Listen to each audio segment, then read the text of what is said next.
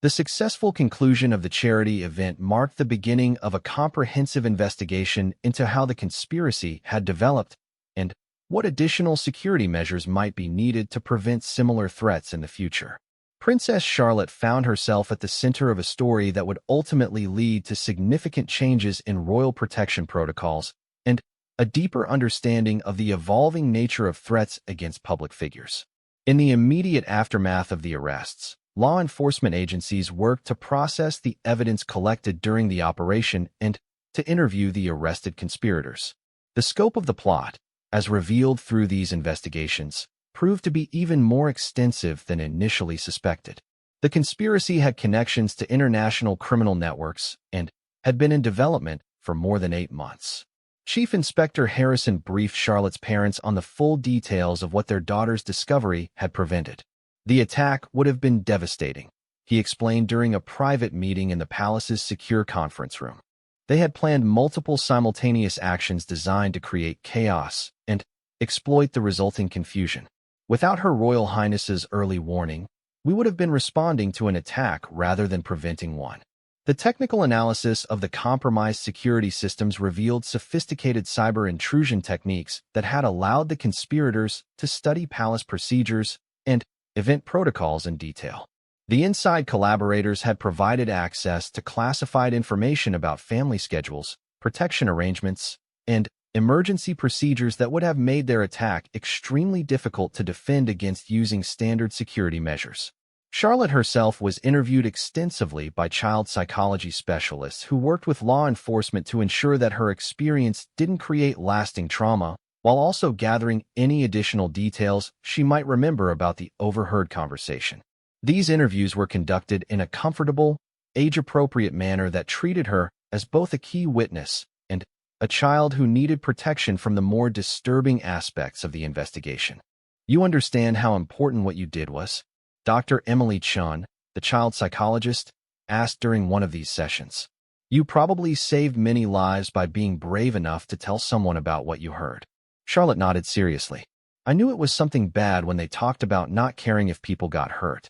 That's not how good people talk about other people."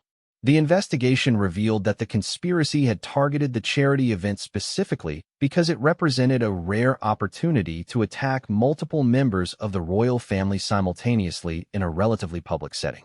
The attackers had studied previous similar events and identified what they believed were exploitable vulnerabilities in standard protection protocols. Detective Inspector Matthews continued her assignment as Charlotte's primary protection officer, while also serving as a liaison between the ongoing investigation and the royal family. The experience had deepened the professional relationship between them and demonstrated the importance of having protection officers who could recognize and respond appropriately to unusual situations. "I've been thinking," Charlotte told Matthews during one of their regular check-ins, "about how many people were working to keep us safe once I told you what I heard. It made me realize how many people have jobs protecting my family that I never even knew about." The arrests had indeed involved coordination between multiple agencies, including the Metropolitan Police, MI5, the Palace Security Department, and specialized units that most royal family members never directly interacted with. Charlotte's discovery had provided a rare glimpse into the extensive apparatus that operated behind the scenes to ensure royal security. The legal proceedings against the conspirators would continue for months, with charges including conspiracy to commit terrorist acts, cyber intrusion, corruption of public officials, and multiple counts related to planning attacks against protected persons. The inside collaborators faced additional charges related to abuse of position and violation of official secrets. 1 month after the charity event, Charlotte was invited to a private ceremony where she was recognized for her contribution to preventing the attack.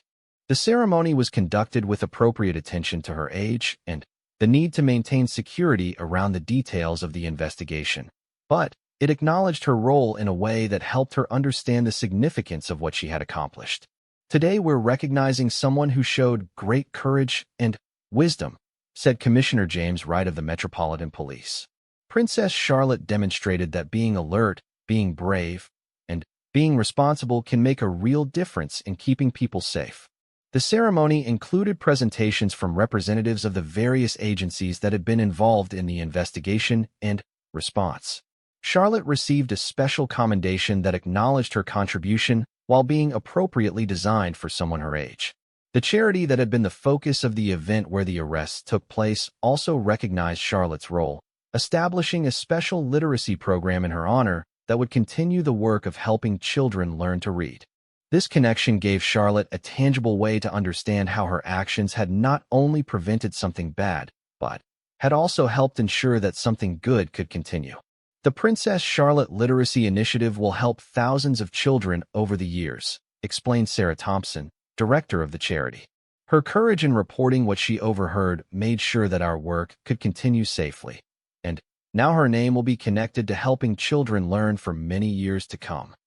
The security changes implemented as a result of the investigation were comprehensive and far-reaching. New protocols were developed for background investigations of personnel with access to sensitive information. Technical security systems were enhanced to detect the kind of intrusions that had been used by the conspirators, and coordination procedures between agencies were improved to enable faster response to emerging threats.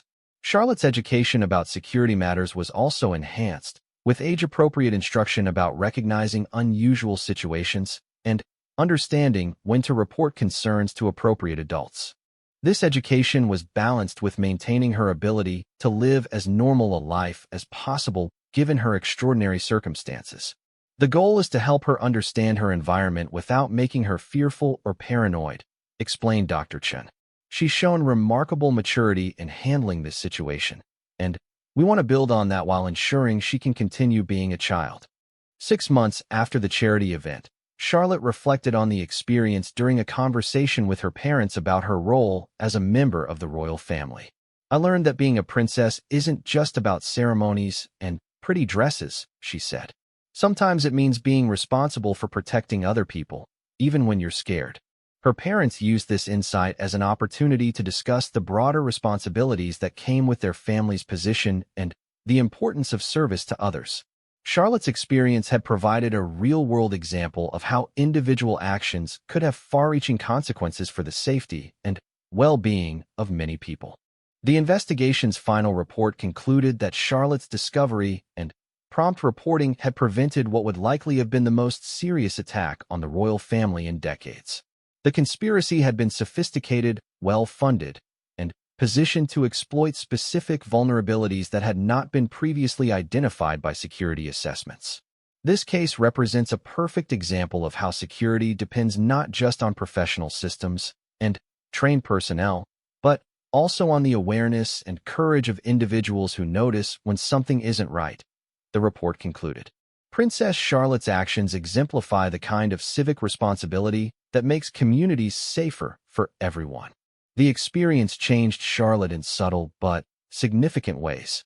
She maintained her natural curiosity and playful spirit, but with a deeper understanding of the world around her and her place within it. She had learned that even children could make important contributions to keeping people safe, and that courage sometimes meant speaking up about things that seemed wrong or dangerous. The palace returned to its normal rhythms, but with enhanced security measures that reflected the lessons learned from the investigation. The staff members who had been involved in the conspiracy were replaced with personnel who underwent more comprehensive vetting, and new protocols ensured better oversight of access to sensitive information. Charlotte's daily routine resumed its familiar patterns, but she now moved through her environment with a more mature awareness of the security apparatus that protected her family. She understood that the uniformed and plainclothes officers she saw throughout the palace were not just following protocol, but were actively working to prevent threats like the one she had accidentally discovered. "I still think about those men sometimes," she told Matthews during a quiet moment. "Not because I'm scared, but because I wonder if there might be other people like them that we don't know about yet." Matthews nodded approvingly. "That kind of awareness is exactly what we hope for. Not fear, but understanding that security is something we all participate in by being alert and responsible." The story of Princess Charlotte's discovery became part of the training curriculum for royal protection officers, illustrating how threats could be identified and prevented through effective communication between all members of the royal household. Her experience demonstrated that security was most effective when it was a shared responsibility rather than something left entirely to professionals. Years later, Charlotte would look back on this experience as a defining moment in her understanding of what it meant to be a member of the royal family. She had learned that privilege came with responsibility, that courage was sometimes required in unexpected circumstances, and that even the smallest person could make the biggest difference when they chose to act on their convictions. The conspiracy that had threatened her family was completely dismantled, but the lessons learned from preventing it continued to influence royal security procedures and helped ensure that similar threats would be more difficult to develop and implement in the future. Charlotte's accidental discovery had not only saved lives but had made the entire system of royal protection stronger and more resilient. Thursday morning dawned crisp and clear, with the kind of perfect spring weather that would normally have made the charity event a delightful outdoor occasion for everyone involved. However, beneath the surface of what appeared to be routine preparations for a standard royal engagement, an intricate security operation was moving into its final phase. Princess Charlotte woke to find Detective Inspector Matthews already positioned outside her room, along with additional protection officers she recognized but who weren't usually part of her daily routine. The increased security presence was reassuring rather than frightening. She had come to understand over the past 2 days that these extra precautions meant the adults were taking her discovery seriously and working to keep everyone safe. "Today's the big day," Matthews said as Charlotte emerged from her room, dressed for the charity event in a carefully chosen outfit that would photograph, while providing maximum mobility if security situations required quick movement. "Will I be able to see what happens to the bad people?" Charlotte asked with the kind of direct curiosity that adults often found both endearing and challenging. "You'll be kept safe and informed," Matthews replied diplomatically. "The most important thing is that you continue to follow all the security instructions and stay close to the people responsible for protecting you." The charity event was scheduled to begin at 10 in the morning, with the royal family making their arrival at the venue precisely at 10:30. This timing had been maintained from the original schedule to avoid alerting the conspirators that their plans had been discovered, but every other aspect of the security arrangement had been completely restructured. Chief Inspector Harrison coordinated the morning briefing from the temporary command center, outlining the final details of what had become a complex law enforcement operation disguised as routine royal protection. "We have positive surveillance on all identified suspects," he reported to the assembled team. "The inside collaborators are in position and unaware that we've identified them. All technical countermeasures are in place." Agent Walsh from MI5 provided the intelligence update. "Our surveillance teams confirmed that the external suspects are proceeding with their plan according to the timeline we've observed. They've positioned themselves at key points around the venue and appear confident that their inside assistants will provide the access and information they need." The beauty of the operation from a law enforcement perspective was that the conspirators would be allowed to proceed far enough to demonstrate clear criminal intent while being stopped before any actual danger could materialize. Every aspect of their plan was now known and monitored, with countermeasures in place for each element of their intended attack. Charlotte's schedule for the morning had been carefully coordinated to ensure she would be at the venue during the critical period when the arrests were planned, but positioned in a completely secure location where she could observe the successful conclusion of the investigation she had initiated. The charity event itself was supporting children's literacy programs, which made Charlotte's presence particularly appropriate and provided natural justification for her being in the area when the security operation concluded. Her parents had briefed her on the importance of the charity work they were supporting, giving her additional context for understanding why it was so important that the event proceed safely. "The programs we're supporting today help children learn to read," her mother explained during breakfast. "Some children don't have access to books or people who can help them with reading, so these programs provide teachers and books and safe places where they can learn." Charlotte nodded thoughtfully. The idea that someone would try to disrupt an event designed to help children learn to read seemed particularly wrong to her, adding another layer to her understanding of why stopping the conspiracy was so important. As the family prepared to depart for the venue, Charlotte could see the enhanced security arrangements without them being obvious or disruptive. Additional vehicles had been added to the motorcade, more protection officers were visible in peripheral positions, and the timing of movements had been adjusted to provide greater flexibility for response to unexpected situations. The venue itself had been transformed overnight by security teams who had installed additional surveillance equipment, modified access points, and established concealed positions for law enforcement personnel. To casual observers, the changes would be invisible, but the charity event was now taking place within what was essentially a controlled law enforcement environment. "Remember," Matthews reminded Charlotte as they approached the venue, "today you're here to support an important charity, and you should focus on that part of the day. The security business is being handled by other people, and your job is to be a princess supporting a good cause." The arrival at the venue proceeded exactly according to the modified schedule, with the royal family appearing relaxed and engaged while security teams monitored every aspect of the environment around them. Charlotte waved to the crowds and smiled for photographs, playing her public role while remaining alert to the subtle signs of the security operation happening around her. The conspirators, watching from their planned positions, saw what appeared to be a routine royal engagement proceeding according to expectations. Their inside collaborators confirmed that security arrangements appeared normal and that the planned disruptions would proceed as scheduled. What they couldn't see was the coordinated surveillance operation that was monitoring their every movement and communication. Undercover officers had been positioned throughout the area. Technical surveillance was recording all their activities, and tactical teams were prepared to move at the moment when criminal intent became criminal action. Phase 1 initiated. Came the report through Matthew's earpiece as the royal family began their planned tour of the charity displays. This was the signal that the conspirators had begun implementing their plan and that law enforcement teams were moving into final position. Charlotte participated in the charity activities with genuine enthusiasm, meeting with children who benefited from the literacy programs and viewing displays that showed the impact of the charitable work being supported. The normalcy of these interactions provided perfect cover for the security operation developing around her. At precisely 11:15, the first diversion that the conspirators had planned was scheduled to begin. This involved one of the inside collaborators triggering a false security alarm that was designed to draw protection officers away from the main event area. However, instead of responding as the conspirators expected, security teams allowed the false alarm to activate while maintaining full coverage in all critical areas. "Diversion initiated, countermeasures in effect," Matthews heard through her earpiece. The conspirators had just committed their first overt criminal act, providing legal justification for the arrests that would follow. Charlotte was positioned at a literacy demonstration when she heard the distant sound of alarms and noticed the subtle increase in tension among the security personnel around her.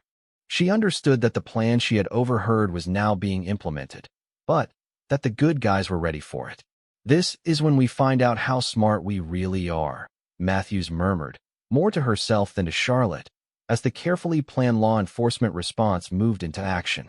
The external conspirators, believing that their diversion was working according to plan, began moving toward their intended target areas. What they encountered instead were tactical teams that had been waiting for exactly this moment, positioned with complete knowledge of their routes and intentions. Targets moving into position. Came the report through the command network. All units ready for apprehension. Charlotte watched from her secure position as what appeared to be a routine charity event suddenly revealed itself to be the culmination of a sophisticated law enforcement operation. The timing was perfect, the coordination was flawless, and the conspirators found themselves surrounded by officers who had been anticipating their every move. The arrests began at exactly 11:30, with tactical teams moving simultaneously to apprehend all identified suspects. The external conspirators were taken into custody as they attempted to access the venue through routes they believed would be unmonitored.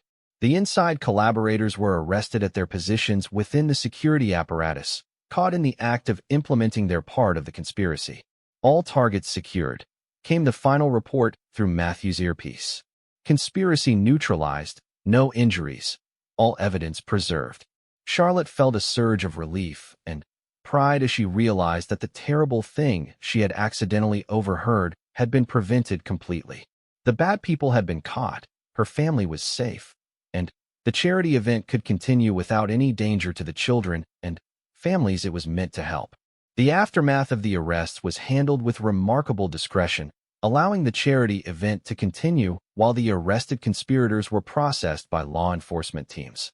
Most of the attendees never realized that they had just witnessed the conclusion of a major counterterrorism operation. "Is it really over?" Charlotte asked Matthews as they watched the last of the arrested conspirators being led away in unmarked vehicles. "It's really over," Matthews confirmed. "Thanks to you, everyone is safe, and the bad people are going to face justice for what they tried to do." The rest of the charity event proceeded with a celebratory atmosphere that reflected both the success of the fundraising efforts and the satisfaction of a security threat that had been completely neutralized.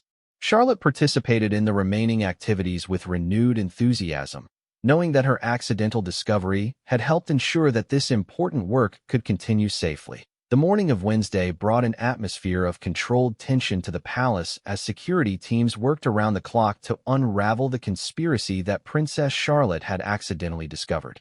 Chief Inspector Harrison coordinated efforts from a temporary command center established in one of the administrative wings, while technical specialists combed through communication records and access logs to identify potential inside collaborators. Detective Inspector Matthews maintained her position with Charlotte, while simultaneously serving as a liaison between the ongoing investigation and the protection detail responsible for the young princess's safety. The decision had been made to maintain normal routines as much as possible to avoid alerting the conspirators that their plot had been discovered, but everyone involved understood that they were walking a careful line between appearing natural and maintaining appropriate security. Charlotte proved to be remarkably adaptable to the increased security presence around her. Her usual lessons and activities continued, but with additional protection officers positioned discreetly throughout the areas where she spent her time. She seemed to understand instinctively that the adults around her were working to keep everyone safe, and she cooperated fully with the new restrictions on her movement. "Have you found the bad people yet?" she asked Matthews during a quiet moment between her morning lessons. "We're making progress," Matthews replied carefully. "The information you provided has been very helpful, and now we have experts working to figure out exactly who these people are and how to stop them." The investigation had indeed made significant progress since Charlotte's revelation the previous afternoon. Technical analysis of the administrative wing had revealed evidence of unauthorized access to several sensitive computer systems, and communication intercepts had identified suspicious contact patterns between certain palace personnel and outside parties. The most troubling discovery was that the conspiracy appeared to involve at least 3 palace employees, including someone with access to high-level security protocols and another person responsible for coordinating event logistics. The level of inside assistance explained how the plotters had obtained such detailed knowledge of Thursday's charity event arrangements. MI5 Specialist Agent Rebecca Walsh had taken charge of the counterintelligence aspects of the investigation, working closely with palace security to identify the inside collaborators without alerting them to the fact that their activities had been discovered. The goal was to allow the conspiracy to continue developing while maintaining surveillance and control over all aspects of the planned attack. "We need to be extremely careful," Walsh explained to the security team during a morning briefing. "If we move too early, we might miss identifying all the participants. If we wait too long, we risk the possibility that they'll detect our surveillance and either abort the mission or accelerate their timeline." The charity event itself had been completely restructured without appearing to be dramatically different to outside observers. Security arrangements were enhanced, backup protocols were revised, and alternative evacuation procedures were developed. To anyone not involved in the security apparatus, Thursday's event would appear to proceed normally, but underneath the familiar ceremonial structure, an entirely new protective framework had been implemented. Charlotte's schedule for Wednesday included several activities that would normally take her to different areas of the palace, but these had been carefully modified to ensure she remained within the most secure zones while maintaining the appearance of normal routine. Her tutors and activity coordinators were briefed on the need for flexibility without being told specific details about the ongoing investigation. During lunch, Charlotte found herself thinking about the conversation she had overheard and wondering about the people behind the plot. "Why would someone want to hurt our family?" she asked Matthews. "We try to help people." Matthews considered how to answer such a fundamental question about the nature of threats against public figures. Sometimes people have anger or beliefs that make them want to hurt others, even when those others haven't done anything wrong to them personally. That's why we have security and why we take threats seriously. Will they go to jail when you catch them? If they're planning to hurt people, yes, they'll go to jail for a very long time, Matthews confirmed. Planning attacks like this is a serious crime, and people who do it face serious consequences. The afternoon brought new developments as surveillance teams identified 2 additional suspects who appeared to be coordinating with the inside collaborators. These individuals had been observed conducting reconnaissance around the charity event venue and had made several visits to locations near the palace over the previous week. Agent Walsh coordinated with local law enforcement to establish discreet surveillance on all identified suspects while maintaining the careful balance of allowing the plot to develop while ensuring it could be stopped before any actual danger materialized. "We're getting a complete picture of their operation," she reported to Chief Inspector Harrison. "The good news is that we now know who they are and what they're planning. The challenging news is that it's more sophisticated than we initially thought. The plot, as it was revealed through continued investigation and surveillance, involved a coordinated attack during the charity event that would have used multiple diversions to create confusion and separate family members from their protection details. The inside collaborators were positioned to disable key security systems and provide real-time intelligence about the location and movement of targets. What made the conspiracy particularly dangerous was its multi-layered approach. The initial distraction would have drawn attention and resources away from the primary target area, while secondary diversions would have further confused response efforts. During this chaos, the attackers planned to exploit the compromised security systems to access areas that should have been completely secure. Charlotte's accidental discovery had prevented what could have been a devastating attack with potentially tragic consequences for the royal family and others present at the charity event. The sophistication of the planning suggested that the conspiracy had been developing for months, with careful attention to palace procedures and security protocols. "They knew too much," Harrison observed during an evening briefing. "This wasn't a random group of troublemakers. These people had been studying our procedures and routines for a long time, and they had help from people who knew our systems intimately." The investigation had also revealed that Thursday's charity event was chosen specifically because it represented a rare opportunity for the entire family to be present at a public venue with predictable security arrangements. The attackers had studied previous similar events and identified patterns and protection protocols that they believed they could exploit. As Wednesday evening approached, all elements were in place for Thursday's operation. The charity event would proceed as scheduled, but with completely revised security that the conspirators wouldn't detect until it was too late. Surveillance teams were positioned to monitor all identified suspects, and arrest protocols were prepared for execution at the appropriate moment. Charlotte spent the evening with her family, who maintained their normal routines while being fully briefed on the security situation. The Duke and Duchess were impressed by their daughter's composure throughout the ordeal and proud of her quick thinking in reporting what she had discovered. "Tomorrow will be an important day," her father explained to Charlotte. "The charity event is something we've been planning for months, and it's going to help a lot of people. Thanks to what you discovered, we can make sure it happens safely. Will the bad people be caught tomorrow? The police and security teams have everything planned out," her mother assured her. "They're going to make sure everyone stays safe and that the people who wanted to cause trouble are stopped." Charlotte nodded, satisfied that the adults had taken control of the situation and were handling it properly. She understood that her role had been to discover and report the threat, and that other people were now responsible for dealing with it. The palace that evening hummed with activity as final preparations were completed for Thursday's operation. Security teams reviewed their protocols one last time. Technical specialists verified that all systems were functioning properly, and coordination centers prepared for what would essentially be a controlled confrontation with a sophisticated threat. Matthews remained with Charlotte throughout the evening, maintaining the protection routine they had established while serving as a key liaison for the ongoing security operation.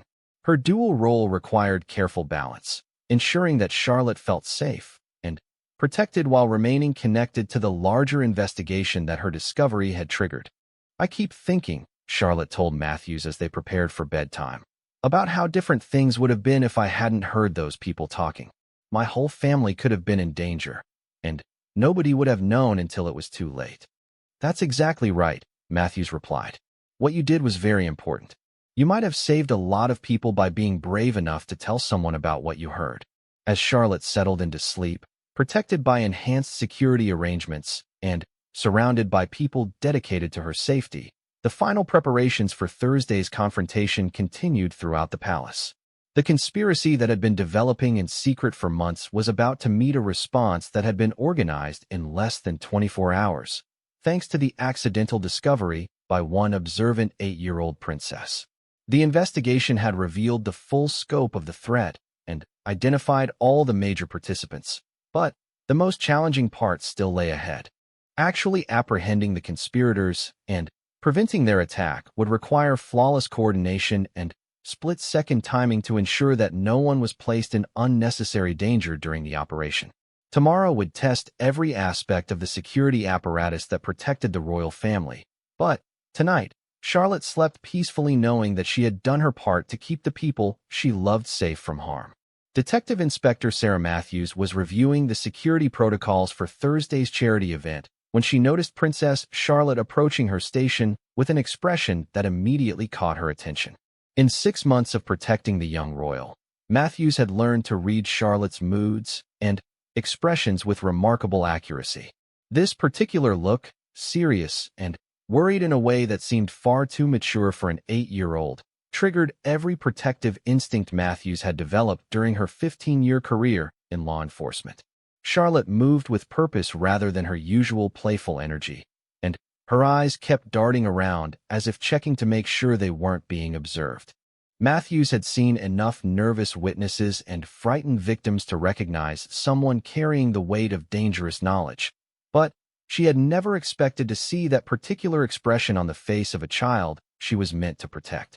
"D.I. Matthews," Charlotte said quietly, glancing around once more before stepping closer. "I need to tell you something very important. Something bad is going to happen." Matthews immediately set aside her paperwork and gave Charlotte her full attention. The phrase "something bad is going to happen," spoken with such gravity by a young child, sent warning signals racing through her trained mind. She knelt down to Charlotte's eye level, a technique she had learned early in her career for making witnesses feel more comfortable and ensuring clear communication. "Tell me what's happened, Your Highness," Matthews said calmly, though her mind was already shifting into high alert mode. "Take your time and tell me everything." Charlotte looked around one more time, then leaned closer to Matthews and began to recount what she had overheard. As the story unfolded, Matthews felt her blood pressure rising with each detail. The child's account was specific, coherent, and contained enough tactical knowledge about palace security procedures to be genuinely terrifying. "They knew about backup systems," Charlotte whispered urgently. "They talked about someone on the inside helping them. And they said Thursday, when our whole family will be at the charity event. They're planning something terrible, and they don't care if people get hurt." Matthews listened without interruption, her trained mind cataloging each piece of information and assessing its implications. 20 years in law enforcement had taught her to take all threat reports seriously, but threats against the royal family required an entirely different level of response. The fact that this intelligence was coming from an 8-year-old made it more complicated, but no less credible. "Charlotte," Matthews said carefully, "this is very serious information. I believe you, and I'm going to act on what you've told me immediately. But I need you to think very carefully about anything else you might have heard. Any other details, no matter how small they seemed." Charlotte's face scrunched in concentration as she replayed the overheard conversation in her mind. They mentioned a distraction that would pull the protection detail away from the main area, and they said something about eliminating obstacles. One of them had an accent, but I couldn't tell what kind. Matthews felt a chill run down her spine. The level of detail in the child's account suggested sophisticated planning by people who understood both palace security protocols and royal family procedures.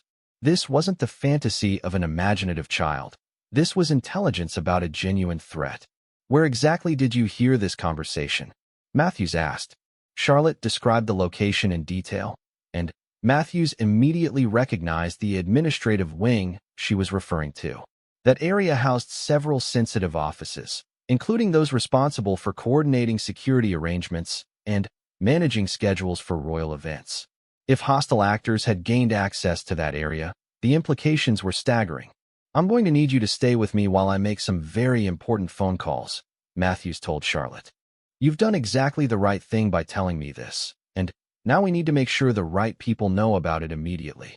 Matthews stood and activated her secure communication device, her mind racing through the protocols for handling imminent threats against the royal family. Her first call would be to her immediate supervisor, Chief Inspector David Harrison, who would need to coordinate with multiple agencies including the Metropolitan Police, MI5, and the Palace Security Department. Chief Inspector Harrison, she said when the call connected. This is D.I. Matthews. I have a credible threat report against the royal family requiring immediate escalation. The threat is specific to Thursday's charity event and involves potential inside assistance. The response was immediate and decisive. Lock down your position and maintain control of your source. I'm coordinating emergency response protocols now. How credible is this intelligence? Matthews glanced at Charlotte, who was watching the conversation with wide eyes that held both fear and determination. Very credible, sir. The source has provided specific details about security procedures and timing that suggests sophisticated planning by hostile actors with inside knowledge. Understood. We're implementing emergency protocols immediately. Expect backup within 15 minutes and prepare for full debriefing. This is now a code red situation. As Matthews ended the call, she realized that Charlotte's chance discovery had potentially prevented a catastrophic security breach. The young princess had stumbled upon something that could have resulted in tragedy for her family and many others, and her quick thinking and reporting it immediately might have saved lives. What happens now? Charlotte asked quietly. Now the grown-ups take over, and make sure your family stays safe, Matthews replied. You've been incredibly brave and smart today. What you did might have prevented something terrible from happening. Within minutes, the palace began to transform as security protocols shifted into emergency mode. Additional protection officers appeared in corridors, communications systems activated emergency frequencies, and the careful choreography of royal security adapted to address a credible threat. Charlotte watched the sudden increase in activity with fascination and growing awareness of how serious the situation really was. Uniformed officers moved with purpose through areas where she rarely saw security personnel, and the usual relaxed atmosphere of the family quarters gave way to professional efficiency. Chief Inspector Harrison arrived with a small team of specialists, and Charlotte found herself being interviewed by people who treated her with the same seriousness they would show an adult witness. They asked detailed questions about what she had heard, when she had heard it, and exactly where the conversation had taken place. You understand, Harrison explained to Charlotte, that this information needs to stay completely secret. We can't let anyone know that we're aware of this threat, because that might cause the bad people to change their plans in ways that could make things more dangerous. Charlotte nodded solemnly. I understand. I won't tell anyone. We're also going to need to adjust security around you personally, Harrison continued. These people might realize that their conversation was overheard, and we need to make sure you stay safe while we deal with this situation. The thought that she might now be in danger hadn't occurred to Charlotte, and she felt a new flutter of fear in her stomach.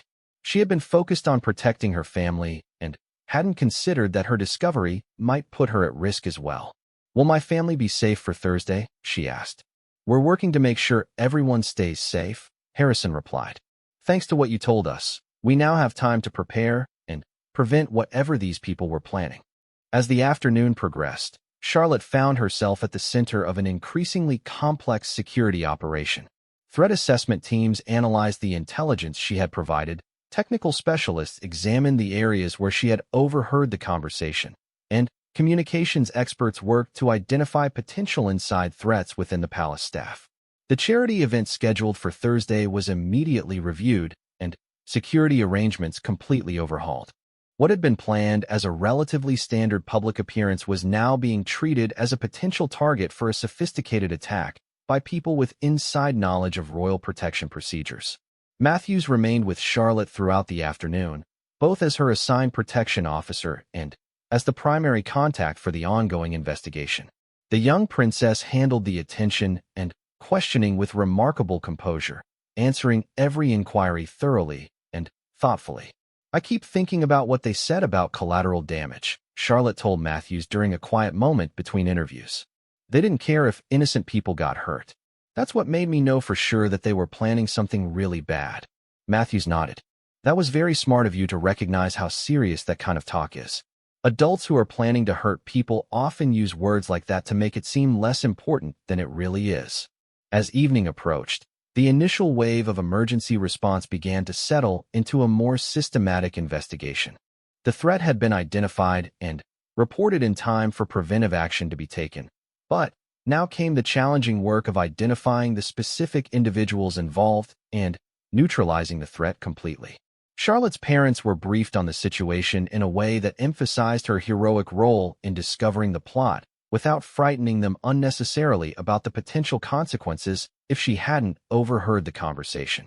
The Duke and Duchess were proud of their daughter's quick thinking and brave decision to report what she had learned.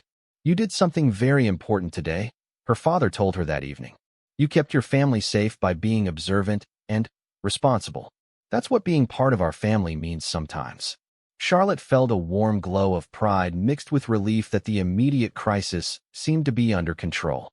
She had discovered a terrible secret, found the courage to report it despite her fears, and watched as capable adults took action to protect everyone she cared about. The palace that night felt different than it ever had before. Security was tighter, staff members moved with greater purpose, and there was an underlying tension that reminded everyone that royal life came with unique dangers as well as unique privileges. Charlotte fell asleep that night knowing that Thursday's event would be safe, that her family was protected, and that she had played a crucial role in maintaining that safety.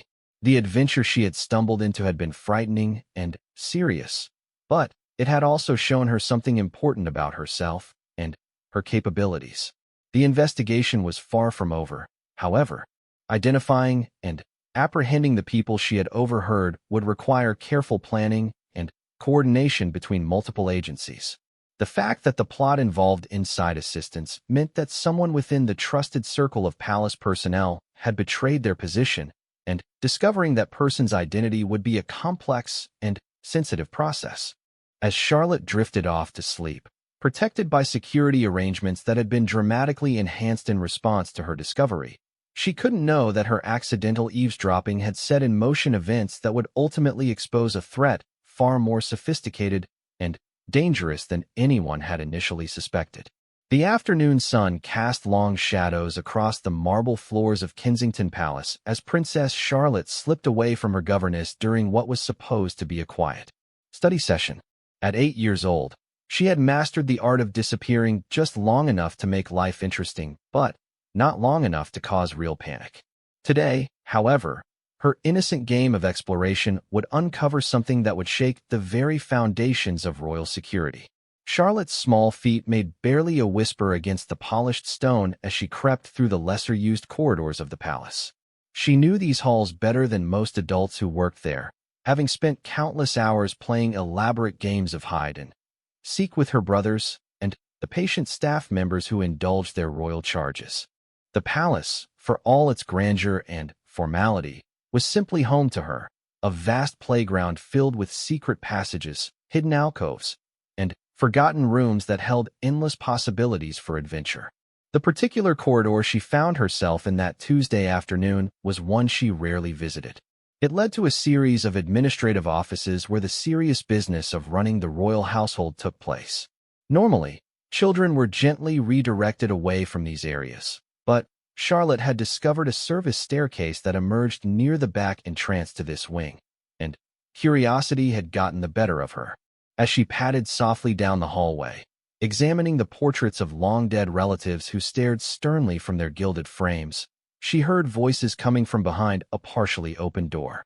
The tone was urgent, hushed, and entirely unlike the usual polite murmur that characterized most palace conversations. Something in the quality of those whispers made her pause, her natural childhood instinct for drama detecting that this was not an ordinary discussion about schedules or protocol. Charlotte approached the door with the careful stealth that only children possess when they sense they're about to overhear something fascinating. She pressed herself against the wall and listened, her young mind working to process the fragments of conversation that drifted through the gap. "The event is confirmed for Thursday," a man's voice was saying, low and tense. "Security protocols will be standard for a public appearance. The whole family will be there, completely exposed." "Perfect timing," replied another voice, this one with an accent Charlotte couldn't quite place. "The distraction we've arranged will pull most of the protection detail away from the main area. Once that happens, we'll have maybe 3 minutes before they realize what's happening." Charlotte's eyes widened. Even at 8, she understood that when adults spoke in whispers about distractions and timing, it usually meant trouble. She had heard enough spy movies accidentally playing on television and overheard enough grown-up conversations to recognize the tone of people planning something they shouldn't be doing. "What about the backup systems?" the first voice asked. "Disabled. Our inside contact has been working on that for weeks. By Thursday afternoon, the primary security network will have convenient blind spots exactly where we need them. The palace guards will be operating essentially blind for the crucial window." The word palace guards made Charlotte's stomach tighten. These people were talking about her home, her family, her safety. The casual way they discussed disabling security systems and creating blind spots sent a chill down her small spine that had nothing to do with the cool air conditioning that kept the palace comfortable during the warm spring day. She strained to hear more, pressing closer to the door while trying to remain invisible. The conversation continued in hushed, urgent tones, and with each exchange, Charlotte's alarm grew. They mentioned specific locations within the palace, talked about eliminating obstacles, and discussed timing with the precision of people who had planned this operation down to the minute. "The primary target will be isolated from the main group during the ceremony," the accented voice continued. "Once the diversion begins, standard protocol calls for immediate evacuation to the secure location. That's when we make our move. And if the secondary targets interfere, collateral damage is acceptable. We're not running a charity operation here." The casual mention of collateral damage made Charlotte's young heart race with fear she didn't fully understand but instinctively recognized as dangerous. These men were talking about hurting people, possibly her family members, and they seemed to know an alarming amount about palace security procedures and family schedules. Charlotte realized with growing horror that she was listening to people planning some kind of attack on her family. The knowledge felt too big and too frightening for her 8-year-old mind to fully process. But she understood enough to know that she had to tell someone immediately. As quietly as she had approached, she began to back away from the door, her mind racing. Who should she tell? How could she explain what she had heard? Would the adults believe her? Or would they dismiss her story as the overactive imagination of a child who had been reading too many adventure books? The voices behind the door continued their sinister planning, but Charlotte was no longer listening. Her entire focus had shifted to getting away from this place and finding someone who could help. She turned and began to make her way back toward the main section of the palace, moving as quickly as she dared while still maintaining the silence that had allowed her to overhear the conversation in the first place. Her mind churned with fragments of what she had heard. Thursday, an event. Her whole family would be there. Security would be compromised. Someone on the inside was helping. The pieces formed a terrifying picture that she didn't want to believe, but couldn't ignore. As she reached the service staircase that would take her back to the familiar territory of the family quarters, Charlotte paused. The weight of responsibility settled on her small shoulders like a heavy cloak. She might be just 8 years old, but she was the only person who knew what she had heard. The safety of her family, and possibly many other people, might depend on what she did next. The thought should have been paralyzing, but Charlotte felt a surge of determination that surprised her with its intensity. She was a princess, after all, even if she was a small one. Her parents had always taught her that being royal meant accepting responsibility for others, even when it was difficult or scary. This was her chance to prove that she understood what that meant. She climbed the stairs with new purpose, no longer the mischievous child who had wandered away from her studies in search of adventure. In the space of a few overheard minutes, she had become something more serious, a keeper of dangerous secrets, and possibly the only person standing between her family and disaster. The corridors that had seemed so familiar and safe just minutes before now felt charged with new significance. Every shadow could hide a threat. Every corner could conceal danger. The palace, her lifelong home and sanctuary, suddenly felt less secure than it ever had before. As she made her way toward the family quarters, Charlotte's young mind worked frantically to formulate a plan. She needed to tell someone who would believe her and who had the authority to do something about what she had learned. But who? Her parents were in meetings all afternoon, and she wasn't sure she could wait until evening to share this information. The more she thought about it, the more convinced she became that this couldn't wait.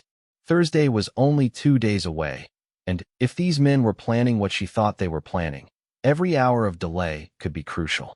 She needed to find someone immediately, someone who would listen to her and take action. Her first instinct was to find her personal protection officer, Detective Inspector Sarah Matthews.